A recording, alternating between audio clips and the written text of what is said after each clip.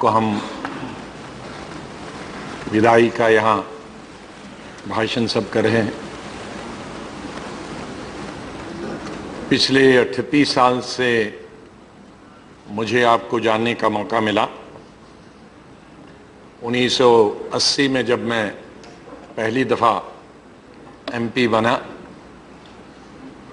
और कुछ महीनों में ही यूथ ऑर्गेनाइजेशन का हेड बना, तो उन्होंने उस वक़्त में आज के मुकाबले में यूथ कांग्रेस प्रेसिडेंट तकरीबन बड़े हर ऑफिशियल फंक्शन में मौजूद होते थे।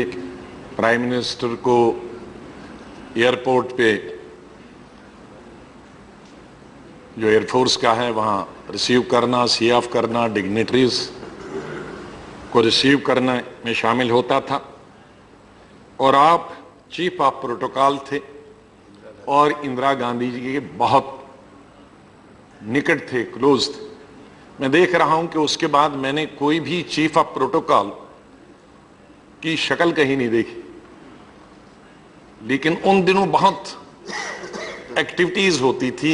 हेड्स ऑफ स्टेट्स आते थे, हेड्स ऑफ गवर्नमेंट्स आते थे, और शायद उसका ये भी कारण है कि उन दोनों एयरफोर्स की एयरपोर्ट पालम जाके रिसीव और सी ऑफ करना होता था। उसके बाद जब से यहाँ राष्ट्रपति भवन में आना शुरू हो गया तो प्रोटोकॉल, चीफ ऑफ प्रोटोकॉल की शक्ल गायब हो गई। तो तब से मैंने आपको देखा कि एक बहुत ही कामयाब chief of protocol Indira Gandhi के पूरे वक्त में, जब तक वो जिंदा रहीं तब तक आप चीफ ऑफ प्रोटोकॉल रहे, बल्कि उनके मरने के बाद भी, उनकी हत्या के बाद भी 1 साल आप रहे।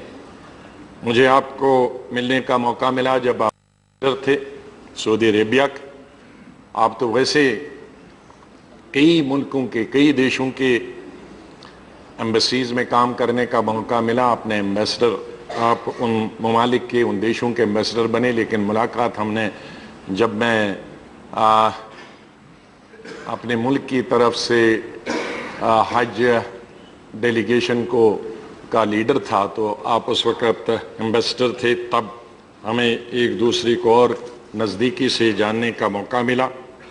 आप जब वाइस चांसलर रहे